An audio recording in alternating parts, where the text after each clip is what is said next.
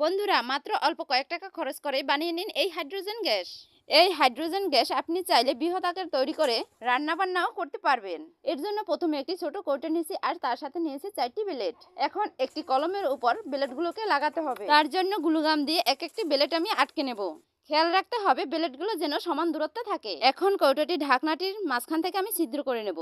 ঢাকনাটির ঠিক মাঝখানে এই ছিদ্রটি করে নিতে হবে। ছিদ্রটি করা হয়ে গেলে আরো দুই সাইডে দুটি ছিদ্র করে নিতে হবে। এরপরে একটি তামার তার দিয়ে প্রথম ব্লেডটির সাথে পেঁচিয়ে নেব। তারপরে এর পরের ব্লেডটি বাদ দিয়ে পরের ব্লেডটির সাথে তামার তারটি পেঁচিয়ে দেব। তারপরে ব্লেডগুলোর অপর সাইডে এখন আরেকটি তামার তার দিয়ে যে দুটো ব্লেডকে পেঁচানো হয়নি সেই দুটোকে পেঁচিয়ে নেব। এরপরে তামার তার দুটিকে ঢাকনার ছিদ্র থেকে বের করে নিচ্ছি।